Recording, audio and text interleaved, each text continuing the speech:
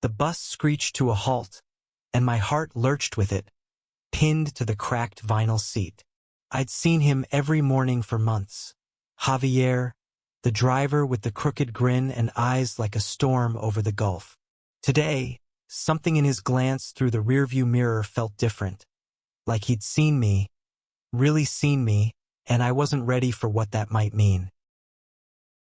My name's Caleb, 28, a graphic designer scraping by in the sleepy town of Willow Creek, Georgia. I ride the 6:15 a.m. bus to Savannah every weekday, sketching logos in my notebook while the world wakes up.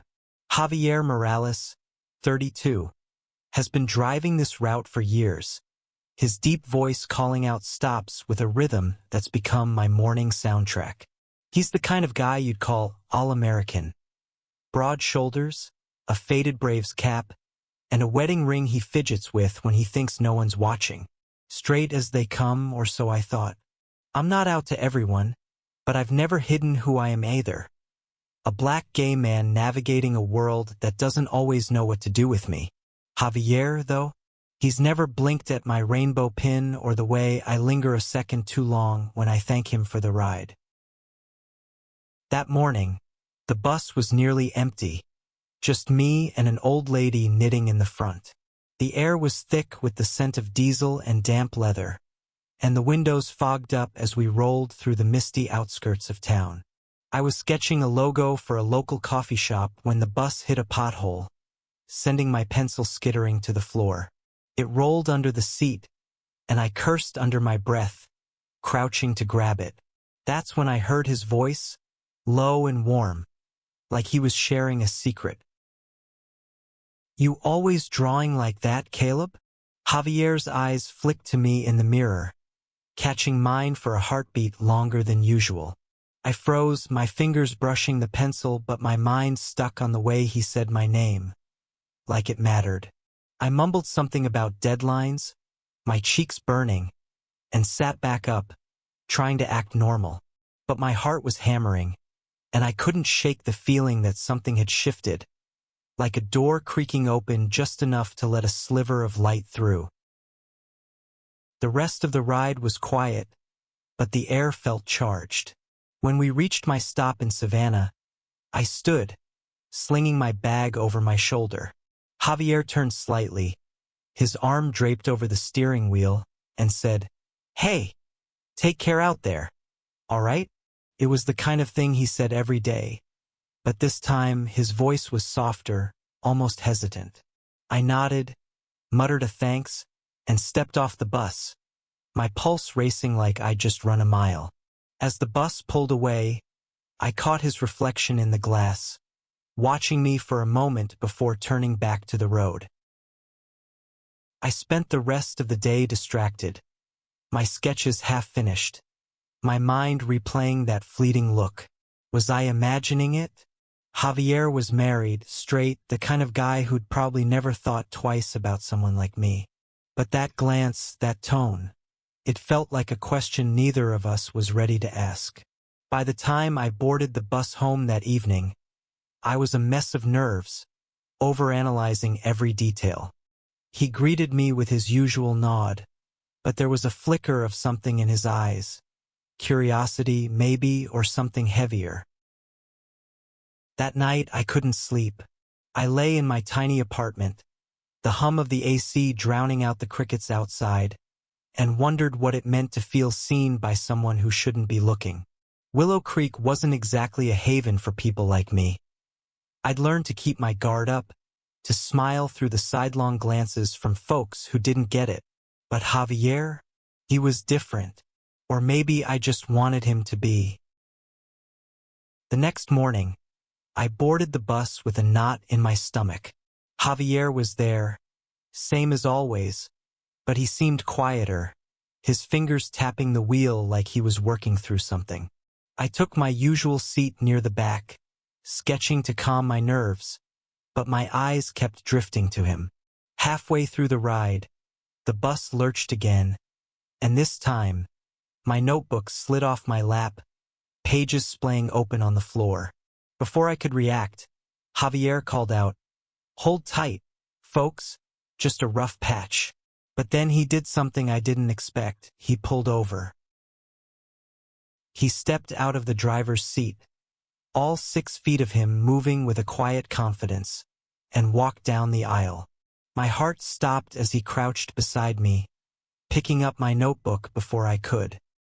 His fingers brushed mine as he handed it back, and for a split second, our eyes locked. "You're real talented, you know that?" he said, his voice barely above a whisper, like he was afraid someone might overhear. I stammered a thank you, my face hot, and he stood, returning to the driver's seat without another word. The rest of the ride was a blur. My mind raced with questions. Why had he stopped? Why had he said that? Was I reading too much into a moment that meant nothing to him?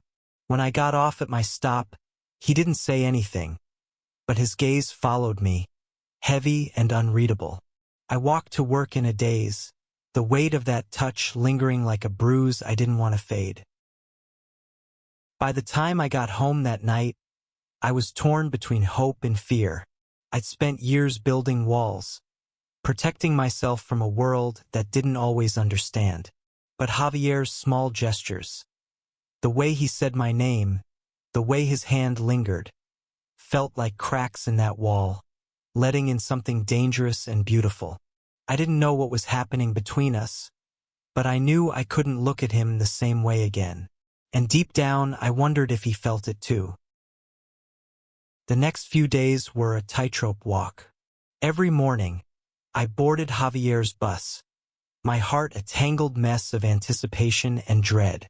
He'd nod at me, same as always, but there was a new weight to his silence, like he was holding back words he didn't know how to say.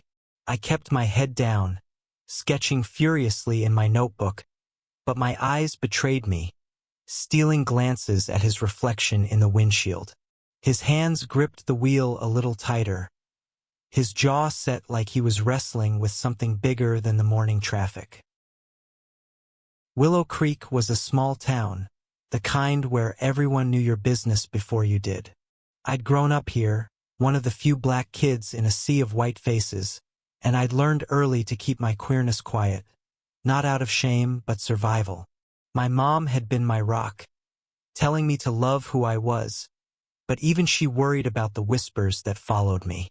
Javier, though, was an outsider, a transplant from Texas with a laugh that could fill a room. He'd never seemed to care about the town's gossip, but I wondered what he'd think if he knew how much I was starting to feel. One morning, the bus broke down. We were halfway to Savannah, stuck on a stretch of highway lined with pine trees and kudzu. Javier cursed under his breath, radioing for a replacement bus, then turned to the handful of passengers. "Might be a while, folks. Make yourselves comfortable." The old lady up front grumbled, but I didn't mind. It gave me an excuse to watch him. His sleeves rolled up as he fiddled with the engine outside, his brow furrowed in concentration. I stepped off the bus to stretch my legs, the Georgia heat already creeping through the morning chill. Javier glanced up, wiping sweat from his forehead. "You're not gonna draw this mess, are you?" he teased, nodding at the bus. His smile was easy, but his eyes held that same intensity one couldn't shake. I laughed, holding up my hands. "Not enough drama for a sketch." He chuckled, but it faded fast, replaced by a look I couldn't read. We stood there, the silence stretching between us like the highway. Then he spoke, his voice low. "You ever feel like you're stuck, Caleb? Like you're driving the same route every day, but you don't know where you're going?" I swallowed hard, my throat tight. "All the time," I said, surprised by my own honesty. He nodded like he'd expected that answer, and for a moment I thought he might say more. But the replacement bus rumbled up, and the moment was gone. Back on the new bus, I couldn't focus. His question echoed in my head, stirring up feelings I'd buried deep. I'd spent years convincing myself I was fine alone, that love was a risk I didn't need in a town like this. But Javier's words, his presence, were unraveling that certainty. I caught him glancing at me in the mirror again, and this time I didn't look away. Our eyes held for a second, a silent conversation neither of us was brave enough to start. The next morning, I almost didn't get on the bus. The weight of my feelings was too much, and I was scared of what they might mean. But I couldn't stay away. When I boarded, Javier's face lit up, just for a moment, before he caught himself. "Thought you were gonna ditch me," he said, his tone light but his eyes searching. I forced a smile, my heart pounding. "Couldn't miss my favorite driver," I said, and his laugh was like a lifeline. As the days passed, our interactions grew heavier, charged with unspoken questions. He'd ask about my sketches, linger a little longer when I got off, his hand brushing the edge of my bag. I started to notice things about him. The way he'd hum old country songs when he thought no one was listening, the way his ring seemed looser on his finger, like he was toying with taking it off. I didn't dare ask about his wife, but the absence of her name in his stories felt like a clue I was too afraid to follow. One evening, after a long day at work, I boarded the bus home, exhausted but buzzing with nervous energy. Javier was quieter than usual, his hands restless on the wheel. As we neared Willow Creek, the bus emptied out, leaving just the two of us. The sun was setting, painting the sky in hues of orange and pink, and I felt a reckless urge to say something, anything, to break the tension. "Javier," I started, my voice barely steady. "Why do you keep looking at me like that?" He stiffened, his hands tightening on the wheel. For a moment, I thought I'd ruined everything. Then he pulled the bus over, the engine idling as he turned to face me. His eyes were raw, unguarded, like he was seeing me for the first time. "Because I don't know how to stop," he said, his voice rough with something that sounded like fear and longing all at once. Couldn't breathe. The world narrowed to the space between us, the hum of the engine, the weight of his words. I wanted to reach out, to close the distance, but fear held me back. He was married, straight, everything I wasn't supposed to want. But in that moment, none of it mattered. All I could see was Javier, and the way he was looking at me like I was the only thing that made sense. The words hung in the air, heavy and fragile, like a glass teetering on the edge of a table. Javier's confession, "I don't know how to stop," echoed in my chest, each syllable carving a space I didn't know I had. I sat frozen in the back of the bus, the fading light casting shadows across his face, and for the first time, I saw the cracks in his armor. The fear, the longing, the man behind the wheel who was just as lost as I was. "Caleb," he said, his voice barely above a whisper. I don't know what this is." He ran a hand through his hair, his wedding ring catching the last rays of sunlight. "I'm not supposed to feel like this." My heart ached at the rawness in his voice, the way he seemed to be fighting himself. I wanted to say something, to tell him it was okay, that I felt it too, but the words caught in my throat. Instead, I stood, my legs shaky, and moved closer to the front of the bus. "Javier," I said, my voice trembling. "You don't have to know. Not right now." His eyes met mine, and for a moment the world outside the bus didn't exist. It was just us, two men standing on the edge of something terrifying and beautiful. Then the radio crackled, a dispatcher's voice cutting through the silence, and Javier flinched, like he'd been caught doing something wrong. He turned back to the wheel, his jaw tight, and pulled the bus back onto the road. The rest of the ride was silent, but the air was electric, every glance a spark. When we reached my stop, I hesitated, my hand on the railing. See you tomorrow? I asked, my voice barely steady. He nodded, his eyes soft but guarded. Yeah, Caleb. Tomorrow. I stepped off, the cool night air hitting me like a shock, and watched the bus disappear around the corner, my heart pounding with the weight of what we hadn't said. The next morning, I boarded the bus with a mix of hope and dread. Javier was there, his Braves cap pulled low, his smile forced. Morning, he said, but his voice lacked its usual warmth. I took my seat, my sketchbook untouched, my mind replaying last night's conversation. Had I pushed too far? Had he regretted it?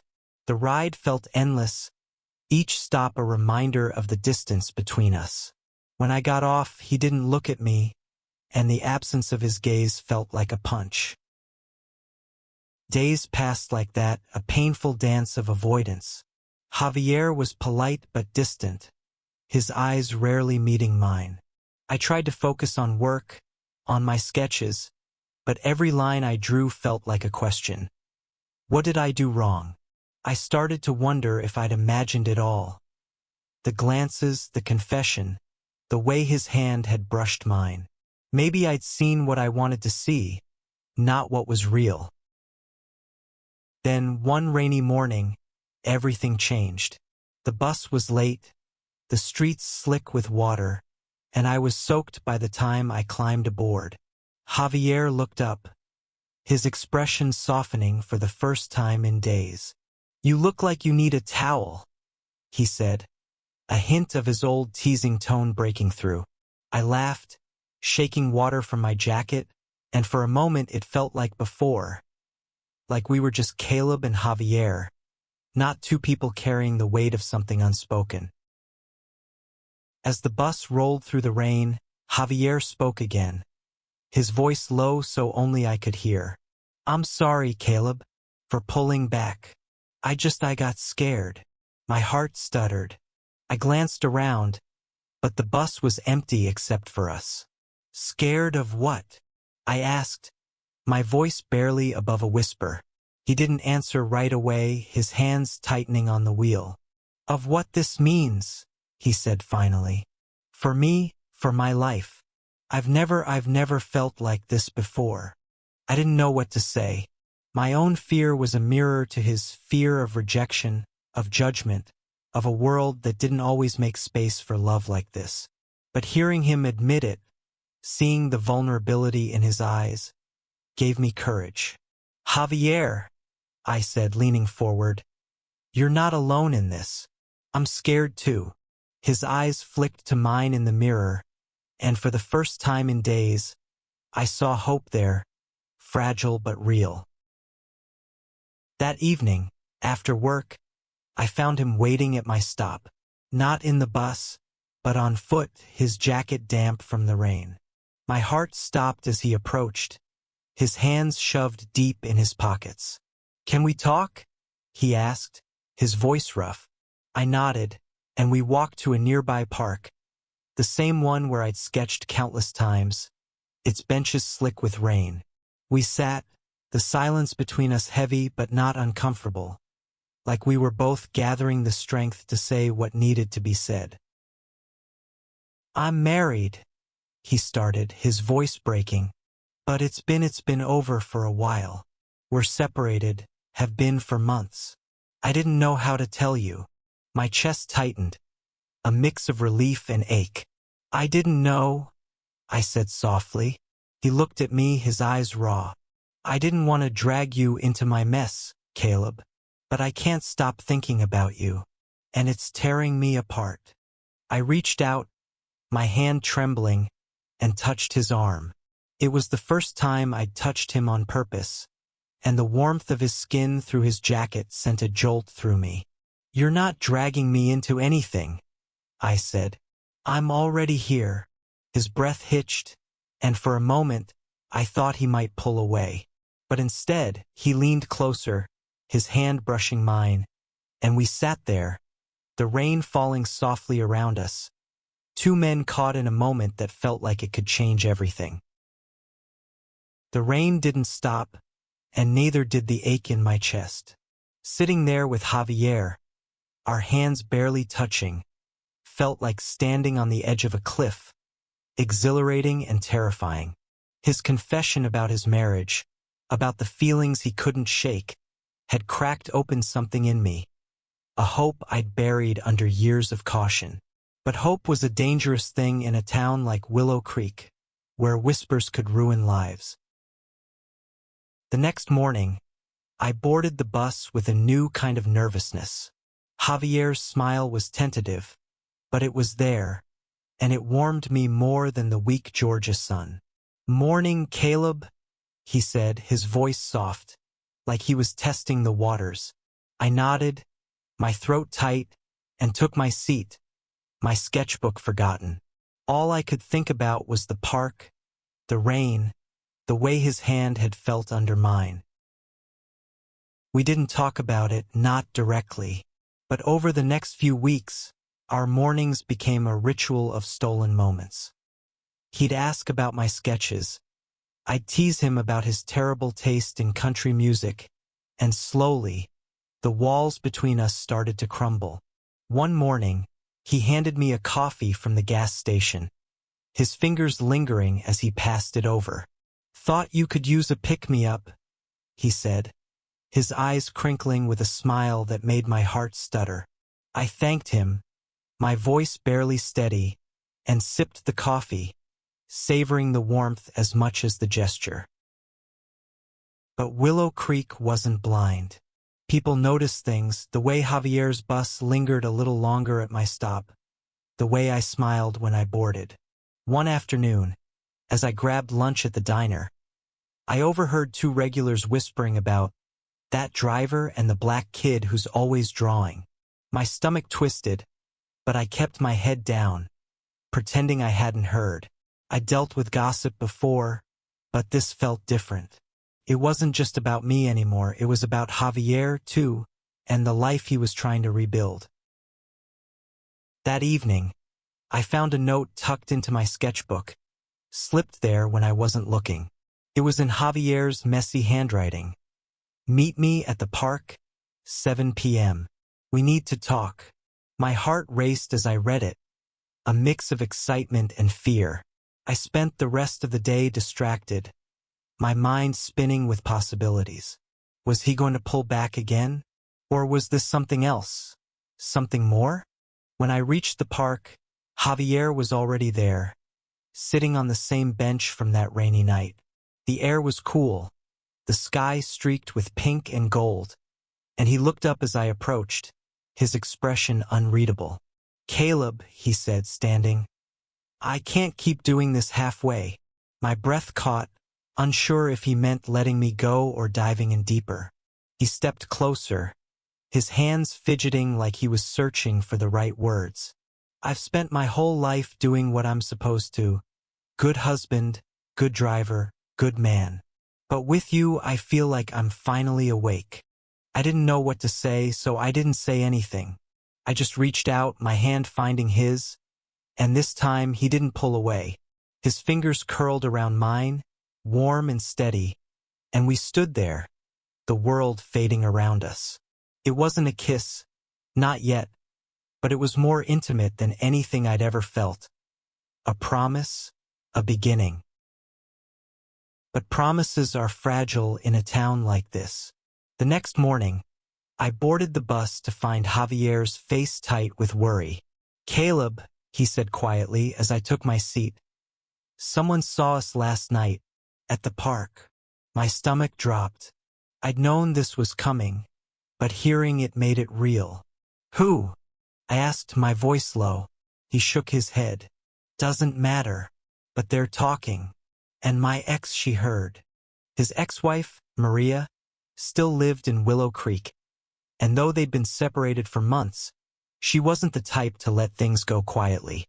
I'd seen her around town, a fierce woman with a sharp tongue, and the thought of her knowing about us sent a chill through me.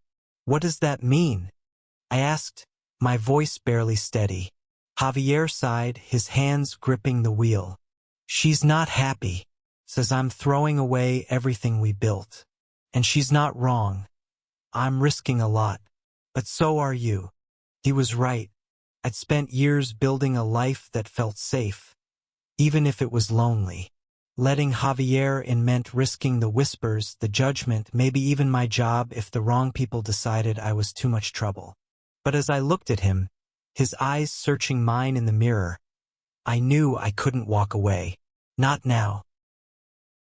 That night, I went to his place.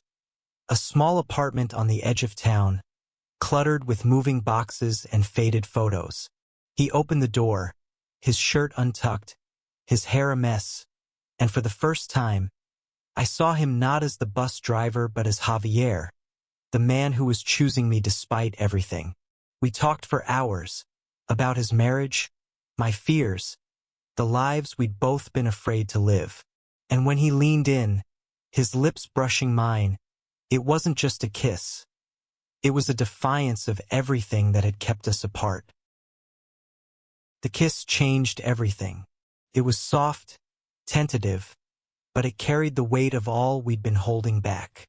Javier's hand cupped my face, his thumb brushing my cheek, and in that moment, I didn't care about Willow Creek or its whispers. But the world doesn't stop for love, and by morning, the consequences were waiting. I woke to a text from my boss. "We need to talk. Come in early." My stomach sank. I'd been freelancing for a small design firm in Savannah, and though they'd never cared about my personal life, I knew gossip traveled fast. When I got to the office, my boss, a kind but no-nonsense woman named Ellen, sat me down.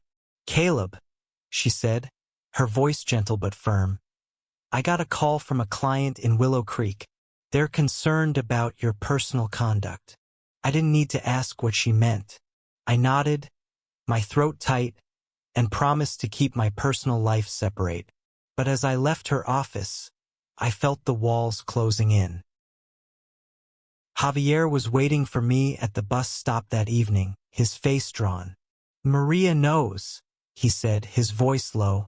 "She's threatening to tell everyone. My boss, my family, the whole damn town." I wanted to be strong for him, to tell him we'd get through it, but fear clawed at me. I'd faced judgment before, but this was different. This was about us, about the fragile thing we'd built in stolen moments and quiet confessions. The next morning, I boarded the bus, my heart heavy. Javier's smile was forced, his eyes shadowed with worry. As we rolled through Willow Creek, I noticed people staring. Neighbors, regulars from the diner, their whispers following me like a storm cloud. By the time we reached Savannah, I felt like I was suffocating. I stayed on the bus after the other passengers left, my hands trembling.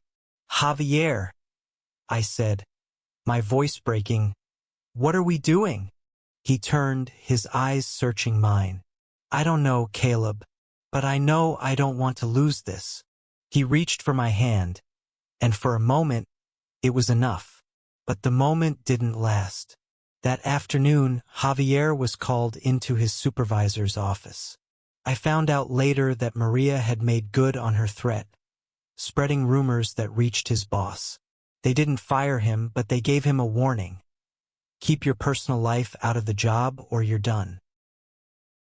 That night, we met at the park again, the same bench where it all began.